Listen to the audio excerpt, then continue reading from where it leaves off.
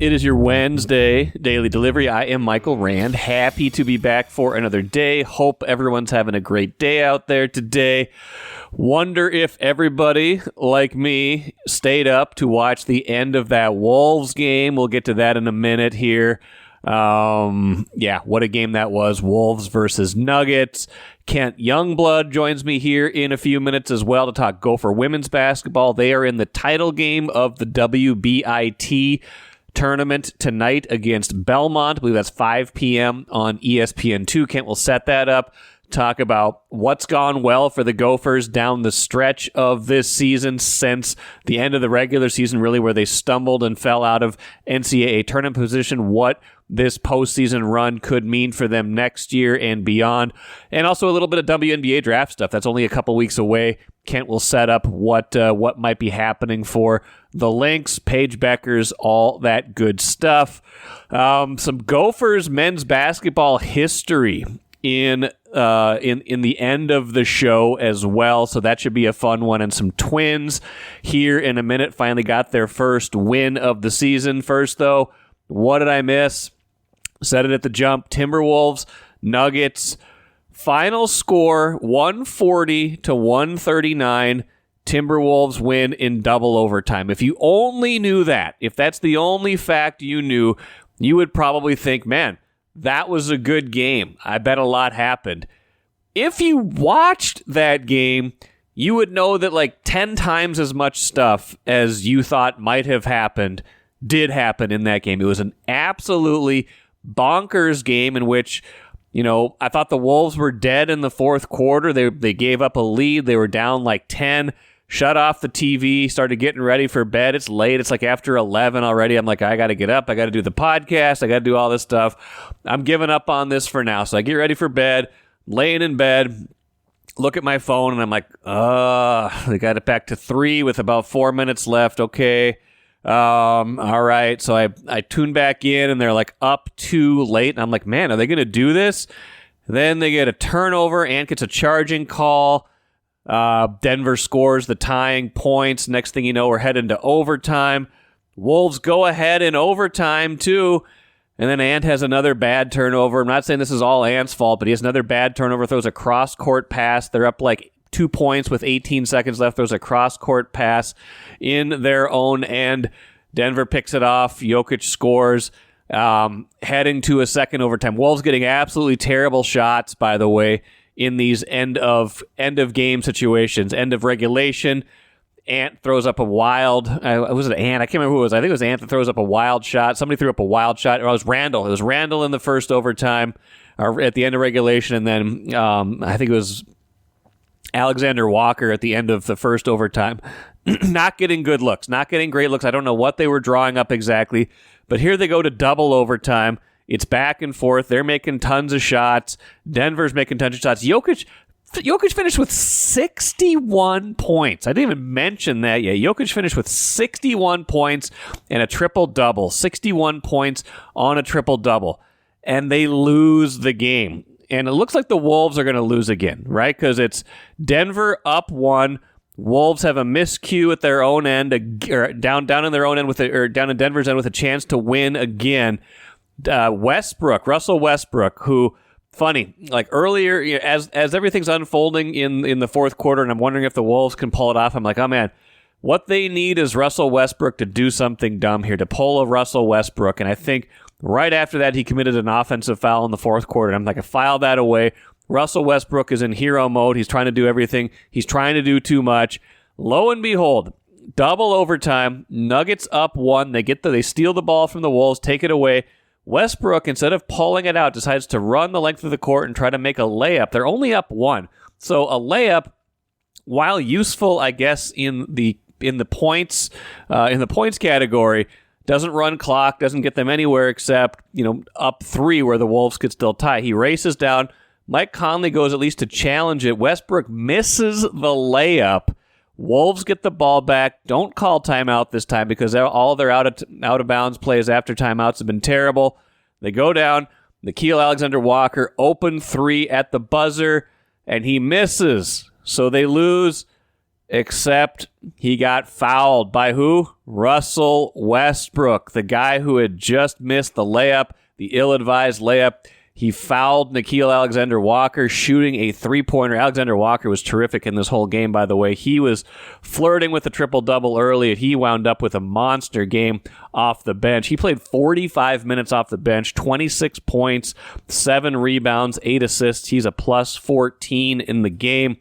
So he gets fouled. They go to the replay. You're looking, you're like, okay, he definitely got fouled. Did he get fouled before the time expired? Yes, they put 0.1 seconds back on the clock.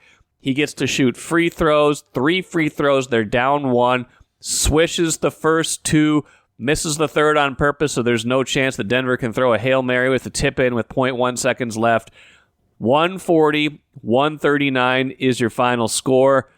Ant played 50 minutes. Julius Randle played 50 minutes. Ant had 34 points, 10 rebounds, 8 assists. He's a plus 8. I talked about his miscues. He had 5 turnovers, but he was pretty much tremendous, especially after that first half. He was great after the first half, especially. Julius Randle, 26 points, 9 rebounds, 7 assists. Remember, Wolves not only going to double overtime, but missing 2 of their top 8 rotation players, Dante DiVincenzo and Naz Reid, serving their 1-game suspension. So they're playing 2 guys short, double overtime in altitude in Denver, and keep in mind, they're battling for their playoff lives. This is going down to the stretch. All these teams in the West are clumped together now. As much as this felt like a great win in the end, it would have felt like a devastating loss. Might have been the death blow for them trying to get out of the play-in and into the playoffs. As it stands right now, all these teams sitting there, 44-32, that's the Wolves. 44-31, that's the Warriors. 44-32, that is Memphis now, which has dropped a ton of games lately, lost again to Golden State last night. They had a tough schedule. They also just fired their coach, Taylor Jenkins. I don't know why they fired their coach, but they fired him a few days ago. So that's that. Clippers 43-32. So what? 1 game separating those 4 teams. Those are probably going to be the teams that finish 5, 6, 7, 8 in some order. Lakers still potentially in play.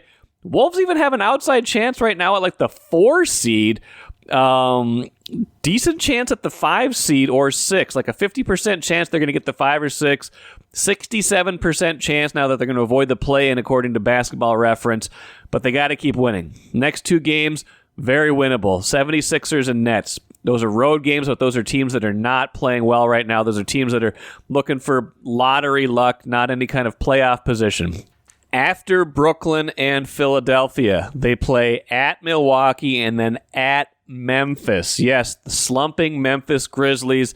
That one could be for play-in versus playoffs. I'm not sure if it will be for sure. They don't have the tiebreaker over Memphis. They can't get the tiebreaker. They're 0-2 against Memphis. A pair of 2-point losses earlier this season. Both games that went down to the wire. Both games where Anthony Edwards had a chance to win in the closing moments but missed 3-pointers. So got to finish ahead of Memphis. That game could be for all the marbles. Then they finish at home against Brooklyn and Utah. Again, 2 teams going nowhere. So you've got 4 very winnable games and then 2 pretty difficult games. You figure you got to go at least 4-2. 5-1 probably gets them into the playoffs, avoids the play-in, especially because the Clippers and Golden State play in the last game of the season, especially because Memphis is struggling. Still could catch the Lakers. Outside chance they could catch Denver now because they hold the tiebreaker against Denver. So a lot to be determined in these last 6 games, but they had to have that one last night. They gave it away a few times. They got it back a few times, and in the end, they got it when it mattered. And I guess the lesson from Tuesday night in general is don't give up on a team, because I was watching the Twins game. They're down 3-0 to the White Sox. Again, it's looking like they're headed for 0-5. They're not playing well. Simeon Woods Richardson was okay, but needed a lot of pitches to get through 4 innings, 2 runs, kind of a typical start for him where he just can't necessarily finish guys off, a lot of deep counts. They're doing nothing against this White Sox rookie. Then they get a couple of walks in the 6th inning, put together a 5-run rally, get a few bloops, get some hard hit balls. Harrison Bader goes yard in the 9th inning. Next thing you know, it's an 8-3 win. They are in the win column now, finally, after that 0-4 start. They were careening towards an 0-5 start. Rain in the forecast today in Chicago. Storms in the forecast today in Chicago. Don't know if they'll get that one in before they come home for their home opener tomorrow. But if they do, it might be delayed. It might be later. Then they'll have to come home. So they were looking at, maybe coming home without a win if this game gets rained out or if they lose again today. Instead, they pull it out. They get what they need. They get in the win column. 1-4 is not where they want to be, but it does seem like there was a sense of relief in the Twins clubhouse, a sense of relief from Twins fans. It's not going to be an 0-1 62 season. We knew it wouldn't be, but you started to see, got a little bit of luck. At the beginning of the Twins broadcast, they were trying to show that the Twins had been a little bit unlucky this season. Their batting average has been terrible, but they're hitting balls basically league average hard. They're just not getting balls to fall in. They got some balls to fall in on Tuesday. Now the question remains, are they simply unlucky, or is this just not a great team? Was that a one-day reprieve? Are they not going to be able to get this thing back to where they want it to be? A lot of people confident in this team still, so I'm not writing them off, but felt like they were headed for 0-5. That would have been ugly, especially if they would have come back to Target Field without a win this season. Instead, 1-4. We'll see if they get the game in today, but at least they got one win. We can stop talking about the winless start to the season. Let's talk women's basketball right now with Kent Youngblood from the Star Tribune. Kent, you've been covering a long postseason. The Gophers didn't get the bid they wanted, or certainly the end of the season fell out of the bubble and didn't deserve to be in the NCAA tournament, but they have managed to right themselves, gotten all the way to the championship game now Wednesday of the WBIT against Belmont, 5 p.m. Wednesday on ESPN2, so you guys can watch that game. Kent, how are you doing? Good. How are you, sir? I am good. Maybe take me back just a minute before we talk about the run the Gophers have made in this tournament. If people are used to the WNIT, which the Gophers went to the championship game of that last season, what is the WBIT? What's different about this year in the postseason of the women's basketball? Well, this is the second year of the WBIT. It used to be the NCAA and then the WNIT. But when the NCAA took over the running of the men's NIT, that created a situation where they had to offer the same number of postseason opportunities to the women as the men, which had grown to over 100. And so they created the WBIT to do that, and that became the second tier tournament, and the WNIT was kind of relegated to the third tier. Last year, the Gophers were in the WNIT, made the finals, lost to St. Louis in the final, and this year they moved up one level. So they're trying to become the second Big Ten team in 2 years to win this title. So we think of these things as a springboard sometimes, right? Like you think about, hey, right, not the tournament you wanted to be in. So if last year they're in a tournament that's a level below what this one is, and now they're in the championship game of this one, what can they then do after that to be in the NCAA tournament next season? Well, they're in the finals of this tournament with a starting five that, barring any transfers, will be back in total next year. Yep. Plus, they've done most of this without two of their top six players. Mara Braun, as their leading scorer, was hurt after 5 games. Taylor Woodson hurt her knee before the new year.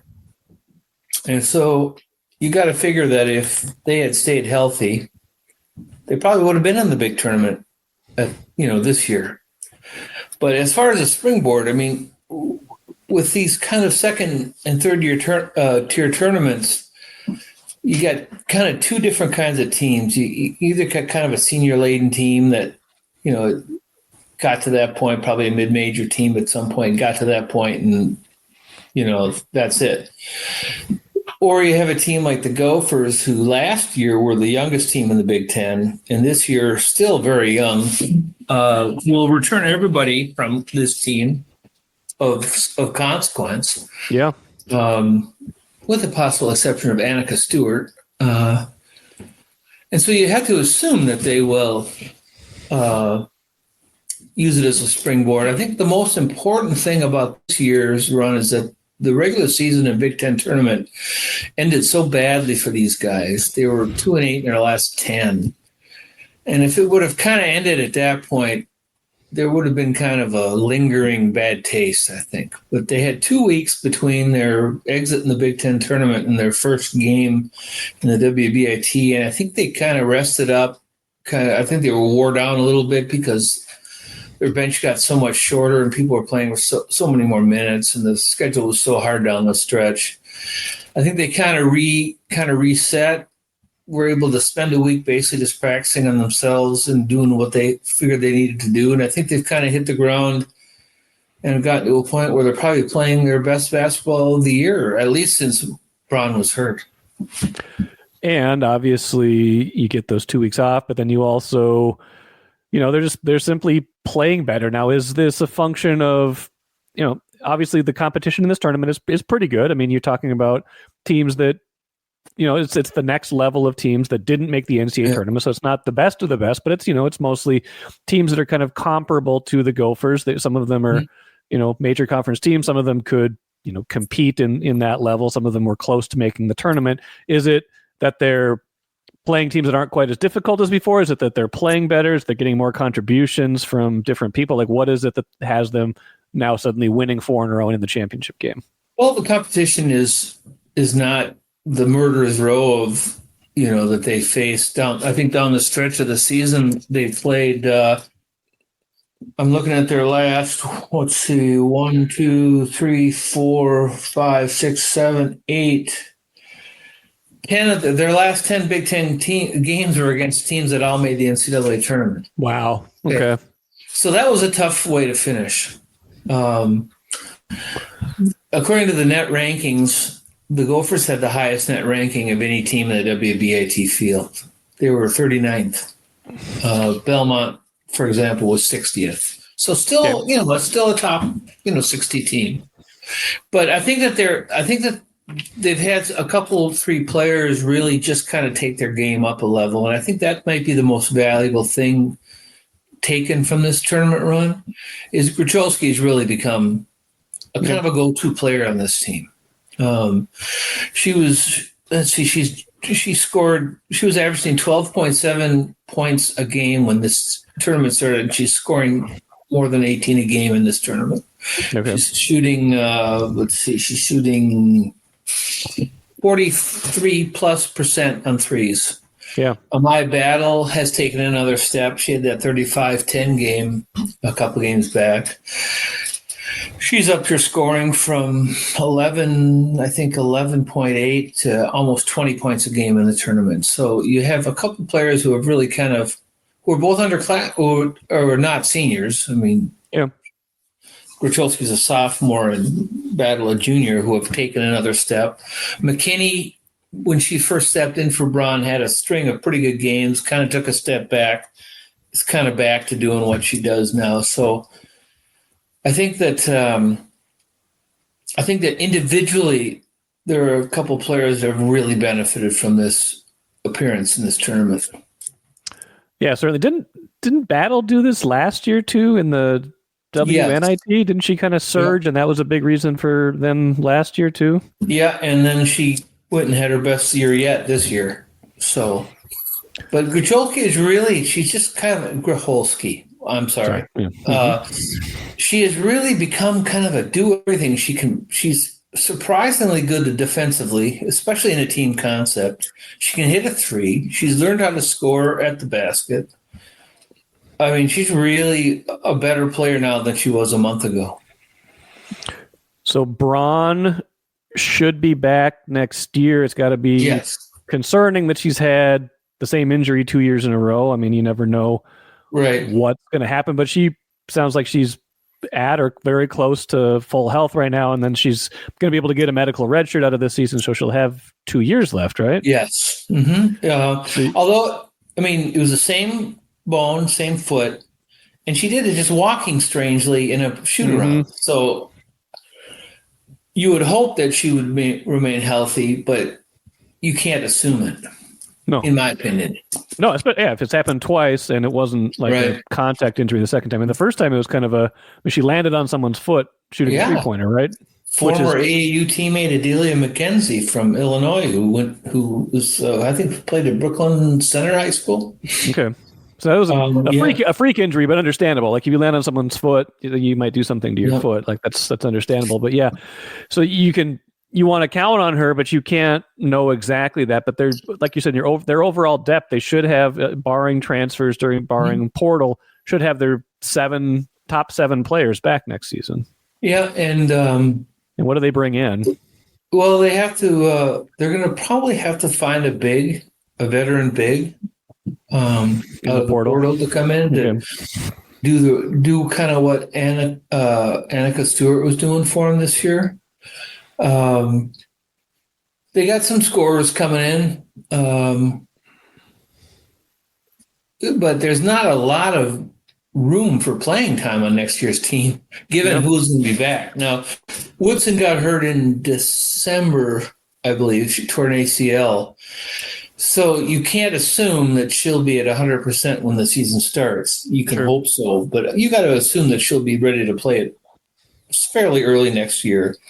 So you'll have your top 7 players back, 6, or at least 7 of your top 8 players back.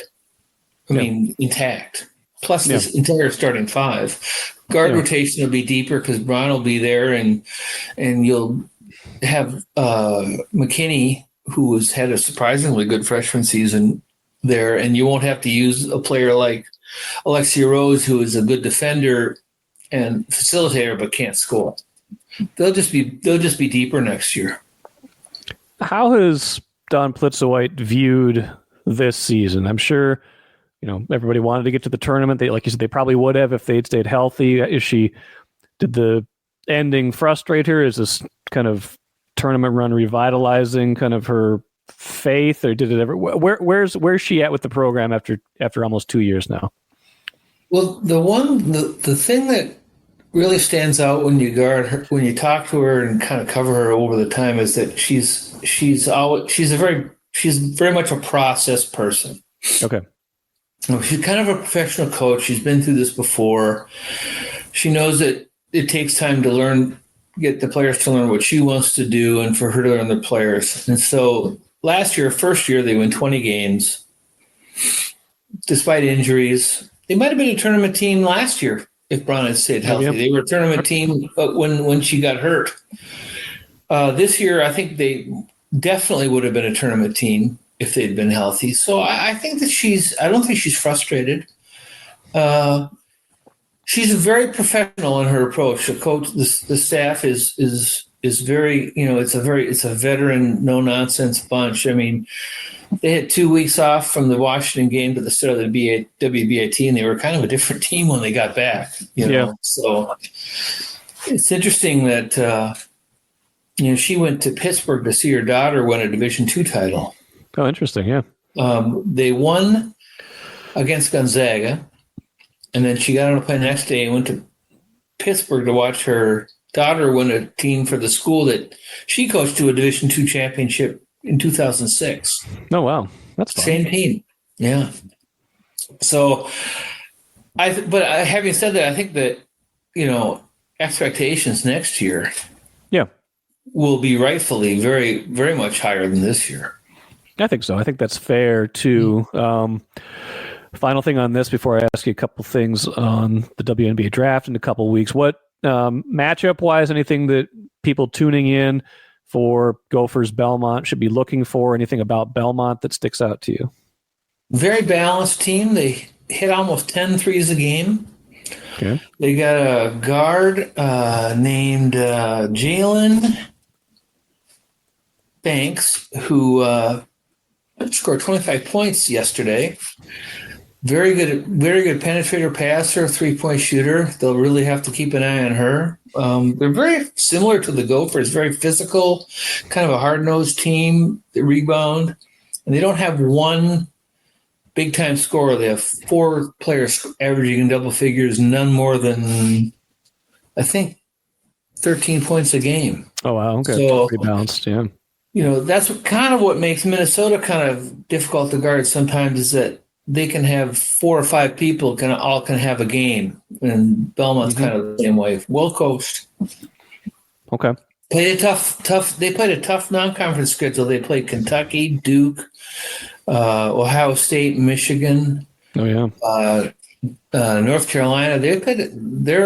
They've seen good competition. Okay. Should be a good game, sounds like. I mean, it should be a pretty competitive game.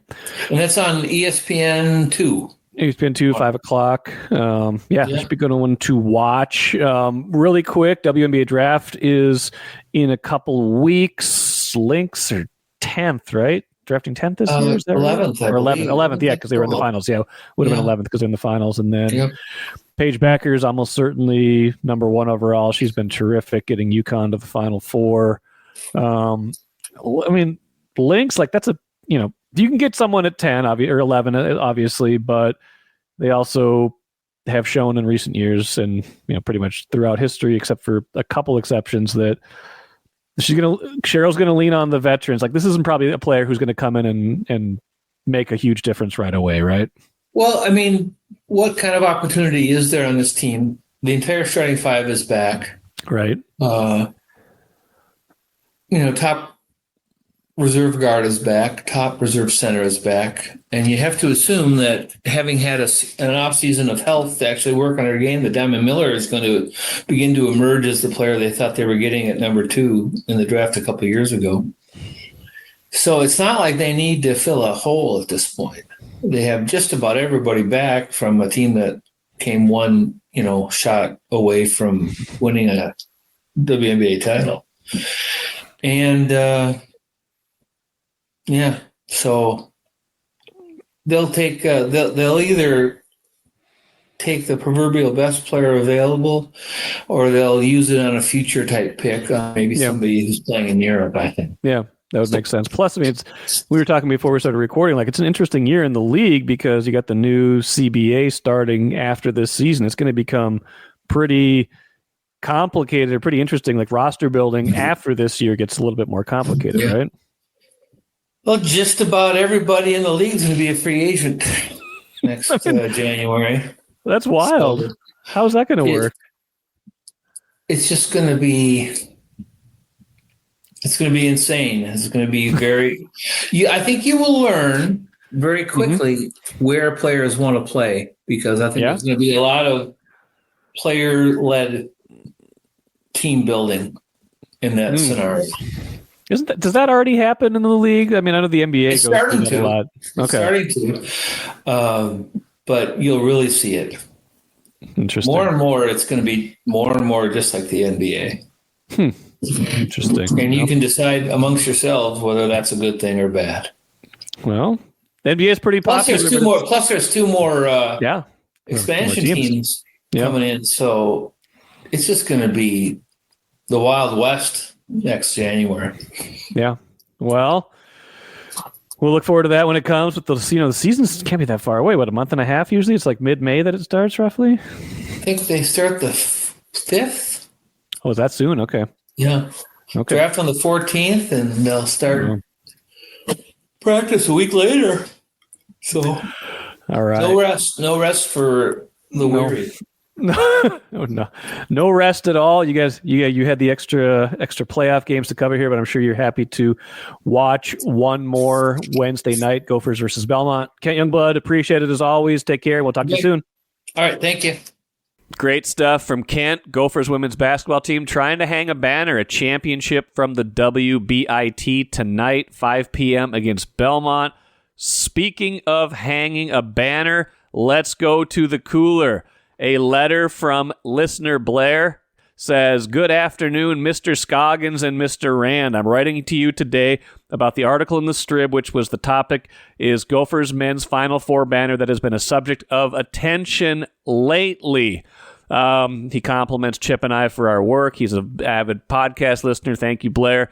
Let's get to the meat of it, though. I was one of 3 people that took down that championship banner. I was a student. That Final Four banner. I was a student at the U at the time and was a Williams Arena maintenance worker. I was with my boss who I believe quit the following year to become a fishing guide somewhere up north. The other person with us was Dan, who worked with us and was a roommate of mine at the time. We're still close friends. When reading about this today, Chip just wrote about it.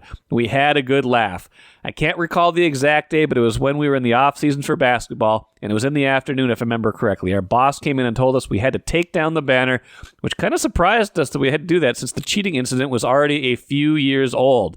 Dan and I followed our boss out when he went into a large closet in the concourse and took out a 20-foot pole that was used to put up and put down banners in the rafter. Next, we climbed up a series of stairs to get to the catwalks of the rafters high up. Our boss used the pole to connect to a spot in a way with an Allen wrench that is used to rotate the handle, slowly bringing down the banner. Dan and I grabbed and folded the banner as it was coming down and eventually took it off the hooks. It was quite unceremonious. The building was empty. We then climbed all the way down to the underbelly of Williams, where there was a huge storage room that I didn't even know existed at the time. It would kind of look like a dingy boiler room with a caged area in the corner. That caged room was about 20 by 20, and inside were all sorts of old dented trophies and other weird memorabilia. Leon had a key to open it up, and we just tossed it in there like you would toss trash into a dumpster and then closed it back up. After that, it was out of sight, out of mind. Not only did we have to take down the banner that day, but any framed picture hanging in the club room or anywhere else that said Final Four in the background had to be taken down. So that is it. If it's still in the cage, I cannot say. It's been 25 years since it happened, but I do hope they put it back up. Dan and I are ready to put that banner back up in front of a full house one day. If our boss is still around, it would be cool if he could come back and be a part of it as well.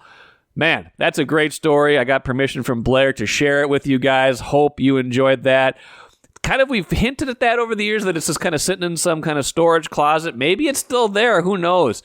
They took it down so long ago, 1997 Final Four, then the cheating scandal in 1999, and here we are 26 years later. Maybe it's time to put it back up. I don't know. It'd be nice to see it. You can't take away the fact that that was a great team, a great season, and maybe it deserves to hang in the Williams Arena rafters once again. That will do it for me today. Lavelle E. Neal expecting to join me on Thursday's show on a bunch of different fronts. Until then, I am Michael Rand. Have a great rest of your Wednesday. Back at it again tomorrow.